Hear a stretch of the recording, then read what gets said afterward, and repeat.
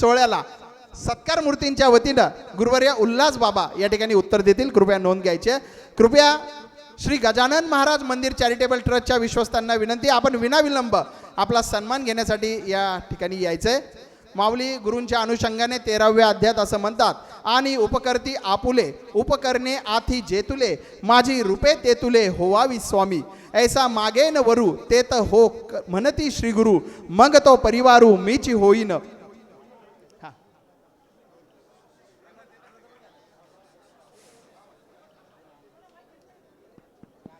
Hello hello नमामि सद्गुरुं शांतम सच्चिदानंद विग्रहम. हे काढून घेतो. नमामि सद्गुरुं शांतम सच्चिदानंद विग्रहम पूर्ण ब्रह्म परानंदम मेषम आनंदी वल्लभम. श्री गजानन महाराज मंदिर चॅरिटेबल ट्रस्ट आणि सद्गुरू श्री जोग महाराज साधक प्रतिष्ठान संयुक्त विद्यमानानं आज हा गुरुपूजन सोहळा सद्गुरू श्री गजानन महाराजांच्या समोर हा कार्यक्रम आयोजित केलेला आहे. आणि अमृताला सुद्धा ठी ठेवील असं कीर्तन आमचे हरिभक्तीपरायण आदरणीय जयेशजी महाराज भाग्यवंत, खऱ्या अर्थानं हे कीर्तन ऐकून आम्ही भाग्यवंत झालो असं कीर्तन महाराजांनी सादर केलं. आपण सर्व ते कीर्तन ऐकून मंत्रमुग्ध झालो. त्याच्यानंतर मी काही बोलावं असं निश्चित नाही, पण या कार्यक्रमाला उत्तर म्हणून मला संयोजकांनी खऱ्या अर्थानं पुढं केलेलं आहे आणि मलाही उत्तर देण्याची इच्छा होती. या कार्यक्रमाला अवश्य उत्तर द्यावं. उत्तर देण्यासारखा कार्यक्रम आहे. त्याचं कारण बोत्रे सर असं आहे का इथं ज्यांचं पूजन झालं मी वगळत आहे, हे लक्षात घ्या. मी जे बोलत आहे त्यात मी वगळून बोलत आहे, कारण ज्यांचं पूजन करावं त्यांचं पूजन निश्चित झालेलं आहे. परमश्रद्धेय परमपूजनीय शांतारामांना म्हणजे मूर्तिमंत भजन आहे. ज्या भजनाला आयुष्यभर ज्यांनी ताल दिला ते परमश्रद्धेय परमपूजनीय महाराष्ट्रभूषण आमचे तुकारामांना आहेत. जे भजन शिस्तबद्ध झालं पाहिजे आणि स्वराचा आणि तालाचा मेळ कसा घालावा हे ज्यांचं जीवन सुरतालबद्ध आयुष्यभर जे जगले आणि जगाला आपल्या जीवनातून वस्तुपाठ दिला ते परमश्रद्धेय परमपूजनीय महाराष्ट्रभूषण आमचे आप्पा आहेत, पांडुरंग आप्पा आहेत. मला असं वाटते हे पूजन गुरुवर्याचं नाही, हे पूजन गुरुवर्याचं नाही, तर हे पूजन प्रत्यक्ष भजनाचं पूजन आहे. अविचाराचा झंझावात सुटलेल्या अशा विकराल कलिकाला सुद्धा ज्यांनी संप्रदायाची शुद्ध साधना जपली, जवळजवळ ज्यांच्या वयाच्या 80व्या वर्षापर्यंत आणि पुढे शताब्दीपर्यंत ते जपणारच आहेत, अशी दोन्ही महानुभाव मंडळी. मग आत्ताच महाराजांनी सांगितलं का हे पूजन खरं तिघाचंच आहे, हे पूजन खरं तिघाचंच आहे. आणि मी माझ्या अंतःकरणात ती प्रामाणिक भावना धारण केलेली आहे. हे पूजन खरं तिघाचंच आहे, हे पूजन खरं तिघाचंच आहे. आणि ते तिघ जर कोण असतील तर ब्रह्मा विष्णू आणि महेश्वर सामोरी बसले मला हे दत्तगुरु दिसले. म्हणून एका एकाच्या जीवनात एक एक विशेषता आहे.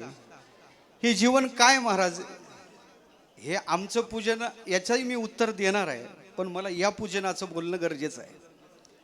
हे पूजन काय आहे? मूर्तिमंत शांती आहे, मूर्तिमंत विद्या आहे आणि मूर्तिमंत भक्ती आहे. हो, खऱ्या अर्थानं पाहायचं झालं तर हे घडले, यांनी भजन केलं, हे नुसते घडून थांबले नाही, यांनी घडवले. आणि आशे घडवले.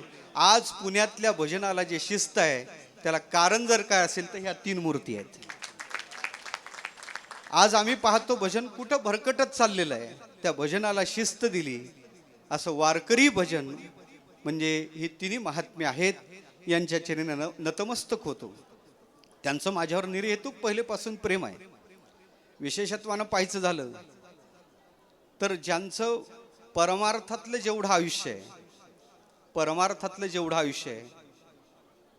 तेवढं माझं शरीराचं सुद्धा वय नाही. मी काय सांगत आहे, त्यांचं परमार्थातलं जेवढं आयुष्य आहे तेवढं माझ्या शरीराचं सुद्धा वय नाही. म्हणून यांच्यासमोर हे पूजन करून घेणं हे माझं बरोबर नाही. मग तुम्ही का करून घेतलं त्याचं कारण एकच आहे, या पूजनाच्या योगानं या महात्म्यांचं दर्शन घडेल. या पूजनाच्या योगानं हे महात्म्य जगाला कळतील. या पूजनाच्या योगानं हे परोपकारी महात्म्य कसे असतात याचा जगाला सुद्धा आदर्श वस्तुपात भेटेल. म्हणून या महात्म्यांना नतमस्तक होण्यासाठी मी इथं आलो. आणि खरं सांगू का, मंदिरात देवाच्या मूर्तीची पूजा असते. हे आपण पाहतो, मंदिरात देवाच्या मूर्तीची पूजा असते. पण देवाच्या मूर्तीची पूजा करता करता त्या मंदिरात जातीवेळेस एक कासव असतो, लोक त्याची सुद्धा पूजा करतात. पण याचा अर्थ असा आहे, कासवाची आणि मंदिरात असलेल्या मूर्तीची योग्यता एक आहे असं नाही. म्हणून मी आज ते समजतो, हे 3 देव असतील तर मी कासव आहे. आणि नेहमी हे मी समजत आलो, आपल्याकडे एक प्रथा आहे. आता श्रावण मास चालू झाला. या श्रावण मासात महादेवाची मूर्ती, महादेवाची पिंड करून स्नानाला जाण्याची विधी किंवा स्नान ते पूजा करत असतो.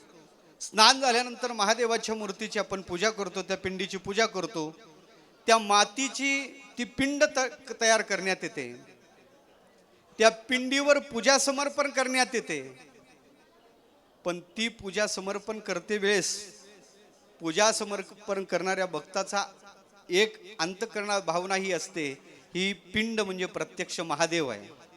मला वाटते आज ज्यांनी हा कार्यक्रम ठेवला ती सगळी मंडळी आज त्या स्थितीत आहेत. कोणत्या? काय हे महादेव आहेत. पण माझ्या बाबतीत मी सांगतो, तुम्ही खरं या महादेवाची पूजा केली, पण माझ्या बाबतीत मी माझं सरळ उत्तर देतो, केला मातीचा पशुपती, पूजा समर्पिली त्याशी, मातीशी काय महती, पूजा समर्पिली त्याशी, शिवपूजा शिवाशी घेणे आणि माती राहे मातीपणे. म्हणून ही पूजा त्या शिवाची असेल, पण माझी योग्यता मला माहीत आहे, माती राहे मातीपणे. मग याचं उत्तर काय? मग तुम्ही पूजा का करून घेतली? तुमच्या अंतःकरणातल्या या माझ्याविषयी असणाऱ्या सद्भावाला मी आदर करतो. आणि याच्या पुढे ही भावना सांगतो का, ही जे तुम्ही पूजा केली या पूजनाची योग्यता एक दिवस माझ्या ठिकाणी आपल्या कृपेने यावी अशा प्रकारची भावना करतो. आणि इथं असणारी सगळीच मोठी मंडळी एक ते काय गणू अपार हे मला मागं पुढं सांभाळणारी सगळी मंडळी आहे. पण सगळ्यांच्या विषयी एकच म्हणतो, आजीचे हे मज तुम्ही कृपादान दिले संत जन मायबापी. पण असंच कृपादान आपला आमच्यावर असावं अशी भावना करतो. तिन्ही गुरुवर्यांच्या चरणात नतमस्तक होतो, वाणीला थांबवतो. शतशः धन्यवाद महाराज. खरं तर अमृतानुभवात माऊलींनी असं म्हटलंय, जेथे तुम्हा आम्हा सर्वांचे शब्द मावळतात, जेथे तुम्हा आम्हा सर्वसामान्यांचे शब्द मावळतात, तेथे गुरुच्या वाणीला प्रारंभ होत असतो. गुरुच्या वाणीवर जो मांगल्याचा स्वर आणि संस्कार असतो त्याची अनुभूती गुरुवर्य बाबांच्या मुखारविंदातनं सत्काराला दिलेल्या उत्तरातनं आपण या ठिकाणी अनुभवलेली आहे. पूज्यतानंद देखील डोळ्यांनी असं माऊलींचं जे काही प्रमाण त्याची अनुभूती बाबांसाठी आपण जोरदार टाळ्या वाजूयात. आणि या ठिकाणी उपस्थित सर्वांच्या वतीनं एक प्रातिनिधिक स्वरूपात या सोहळ्याच्या निमित्ताने आपलं मनोगत, सर्वांच्या मनातलं अंतकरणातलं गुज आणि शुभकामना मंगलकामना देण्याच्या हेतूने प्रातिनिधिक स्वरूपात खरं तर जगद्गुरू तुकोबरायांचं वैश्विक मंदिर श्री क्षेत्र भंडारा डोंगरावर निर्माण जे काही होत आहे आपण सर्वांनी पाहतो आहे.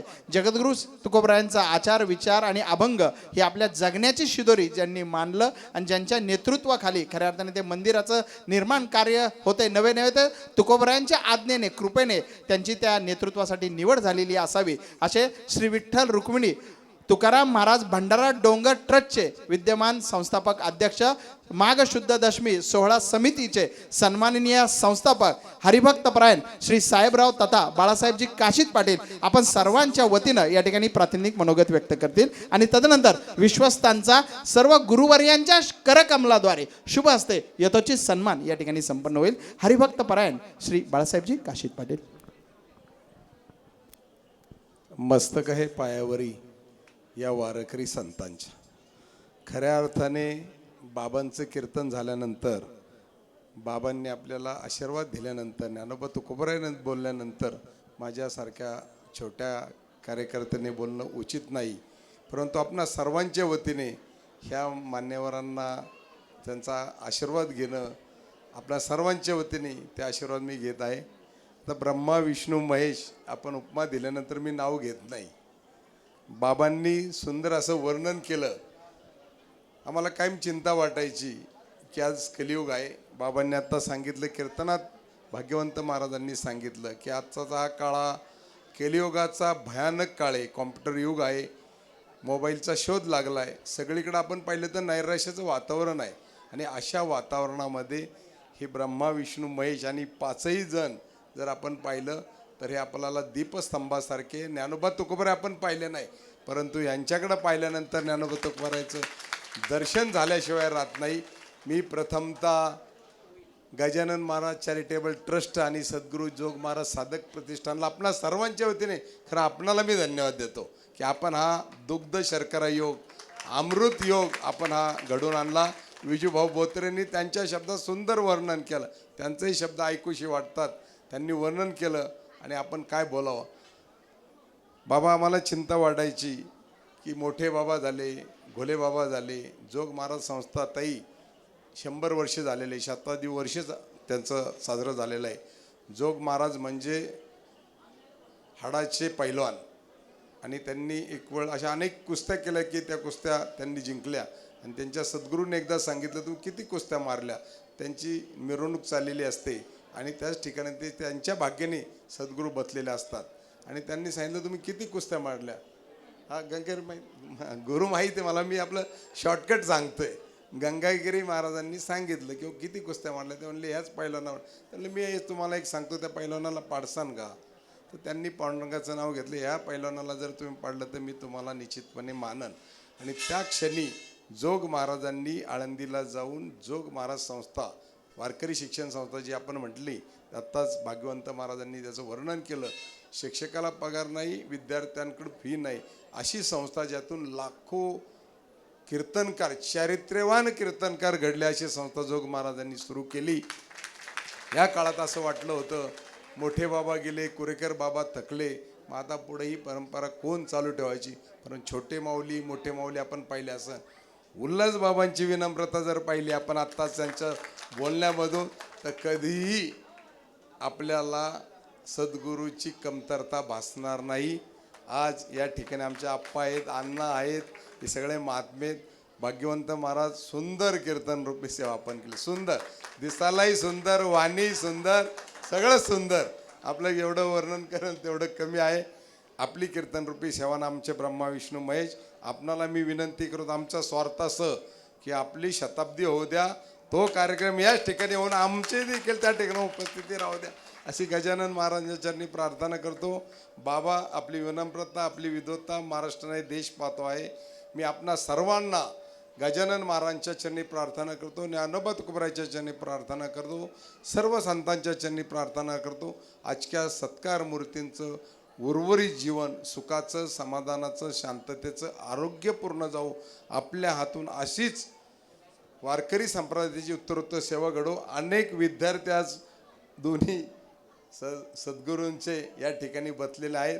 मी आपल्याला शुभेच्छा देतो आणि आपल्याला धन्यवाद देतो. 200 कोटी रुपयाचं जे काही मंदिर चालले ते आपल्या सर्वांच्या आशीर्वादाने चाललेले, आपल्या प्रेमाने चाललेलं आहे, आपल्या सहकार्याने चाललेलं आहे. आज या पिंपरी चिंचवड शहरामधून आमचे विजूअण्णा जगताप असतील, दुसरे आमचे विजू भाऊ असतील, करोडो रुपयाची देणगी बाबा या शहराने आपल्याला दिलेली आहे. मंदिर अंतिम टप्प्यात आलेले, 85% काम झालेले. भीती आता एकच वाटलेली लागलेली की सगळ्या मंदिराचं कुठं तिकडं राम मंदिराचं काही टूक झालं, दुसरीकडं कुठं झालं की आमच्याकडं खालीवर पाहतात. मग ती भीती वाटते. आता हत्ती गेलाय, शेपूट राहिली. परंतु या ठिकाणी मी बाबांकडे पाहून सांगतो, समाजाला नाही भेलं तरी चालतं, परंतु ज्ञानोबा तुकाराला भ्यायचं. तुकोबरा हे माझे वैराग्यशील आहे, ते कधीच माफ करणार नाही कोणाला. तुम्हाला डोक्यावर पण घेतील, पण चुकलं तर माफ करणार नाही. मी मात्र बाबांच्या साक्षीने सांगतो, स्वच्छ कारभार आहे. मंदिर जवळजवळ पूर्णत्वाला चालले, वर्षाच्या आत मंदिर होईल. राहिलेल्या मंदिराला देखील आपण मनापासून सहकार्य करावं. या ठिकाणी माझे अमितबाई, माझे उपमहापौरताई, उपमहापौर बाबरताई, आमच्या मोरेताई राजघराण्यातल्या आहेत या, आणि अनेक मान्यवर आहेत. विजवांना आपल्याला विशेषतः एकदम मनापासून आपलं हे करतो, अभिनंदन करतो. पेसे साहेब आपल्या सर्व सहकार्यामध्ये नाव आलं त्यात. आढाव महाराज खरं त्यांना मानलं पाहिजे, त्यांच्या सहकारी हां ते सतीश महाराज, ती जोडीच आहे ना, अजून तिसरे आहेत ना बाबा आपले. तुम्हाला खरं धन्यवाद देतो. फलके अण्णा, तर तुम्हाला सर्वांना धन्यवाद देते. साधी मंडळी, फार साधी येत आहे. म्हणजे कधी कधी त्यांचं कौतुक करावंसं वाटतं. 12 महिने कार्यक्रम करत असतात आणि इतकं विनम्रतेने करत असतात. त्यांचा सन्मान होणं गरजेचं आहे, फार गरजेचं आहे. आपली आर्थिक परिस्थिती पाहून ती बेताची असताना करता. आमचे विजू भाऊ, नावं घेतली तर कमी, आमचे काकासाहेब कोले, सर्वांची नावं आली यामध्ये, माफ करा, सर्वांची नावं आली. ट्रस्टलाही मी धन्यवाद देतो. चांगलं काम, ज्याप्रमाणे शेगावच्या गजानन महाराजांचं काम चालतं, आपल्या भाग्याने याच ठिकाणी त्याच धर्तीचं काम या ठिकाणी चालू आहे. पुन्हाच्या आपदा सदोनी संस्थाला धन्यवाद देतो. गुरुवर्यांना प्रणाम करतो आणि काय चुकलं मकलं असं तर माफ करा एवढी प्रार्थना करतो. रामकृष्ण हरी, रामकृष्ण हरी, रामकृष्ण हरी. शतशः धन्यवाद भाऊ. अगदी सांगतेकडे चाललोय, कृपया 2 मिनिटं आपण थांबवा. आणि बाबांमधला बा यांना जोडणारा या भूतलावरील सर्वात सुंदर शब्द म्हणजे आजोबा. हा संदर्भ या ठिकाणी यासाठी महाराष्ट्र भूषण मुदुंग महर्षी गुरुवर्य तुकाराम अण्णा भूमकर यांच्या या गुरुपूजन सोहळ्यासाठी त्यांचे नातू आणि त्यांचे चिरंजीव आणि कुटुंबीय समस्त शिष्य परिवार या ठिकाणी उपस्थित आहेत. आणि या सर्व सत्कार मूर्तींचे खऱ्या अर्थाने शिष्य परिवार या ठिकाणी उपस्थित आहेत. या सर्व कुटुंब सदस्य आणि शिष्य परिवारांसाठी आपण जोरदार टाळ्या वाजवूयात. यानंतर या ठिकाणी यथोचित सन्मान. तुका म्हणे देवा हीच माझी भोळी सेवा, वारकरी संप्रदायातील विधायक उपक्रमांना कृतिशील असं बळ देणारा खऱ्या अर्थाने श्री गजानन महाराज मंदिर चॅरिटेबल ट्रस्ट हा पिंपरी चिंचवड शहरात नव्हे तर संपूर्ण महाराष्ट्रात ओळखला जातो. प्रातिनिधिक स्वरूपात सर्व सन्माननीय गुरुवर्यांच्या शुभ हस्ते या ठिकाणी श्री गजानन महाराज चॅरिटेबल ट्रस्टच्या सर्व कार्यकारिणीचा या ठिकाणी यथोचित एकत्रित सन्मान या ठिकाणी होतो आहे. मी त्यांना विनंती करतो आपण एकत्रितरित्या या ठिकाणी सन्मानासाठी यायचं आहे. थोडंसं वेळेची मर्यादा ठेवताना आपण त्वरेने पुढे चाललेलो आहोत. हा सन्मान या ठिकाणी संपन्न झाल्यानंतर पौरोहित्य करणारे लोहकरी गुरुजी यांचा सन्मान होईल. तदनंतर सन्माननीय गाडेकर महाराज यांचा सन्मान होईल. त्यानंतर गायक वादकांचा सन्मान होईल. कृपया आपण सर्वांनी नोंद घ्यायची आहे. आणि तदनंतर श्री गजानन महाराजांच्या आरतीनंतर महाप्रसाद होईल. कृपया सर्वांनी नोंद घ्यायची आहे. कृपया 5 ते 6 मिनिटं कृपया कोणी उठायचं नाहीये. विश्वस्तांसाठी जोरदार टाळ्या वाजूयात.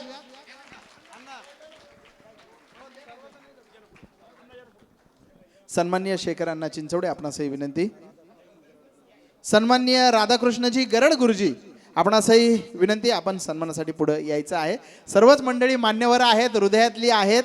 कृपया आपण वेळेनुसारचं प्रासंगिक नियोजन करतो आहे. गायक आणि वादकांनाही विनंती, लोहकरे गुरुजींनाही विनंती, गाडेकर महाराज आपणासही विनंती. सन्माननीय रोहित शेठ मातेरे यांचंही कृतिशील सहकार्य अशा विधायक उपक्रमांना असतं. आपणही आपला सन्मान घेण्यासाठी पुढे यायचं आहे. खरं तर आपण सर्व मान्यवर आहात. ज्ञानोबा तुकोबांच्या शब्द सुमनांनी आपल्या सर्वांविषयी मी शब्द वंदन या ठिकाणी अर्पण करतो. वेळेअभावी आपण गतिशील कार्यक्रम करतो आहोत. कृपया नोंद घ्यायची. आपल्या सर्वांविषयीचा हा प्रेम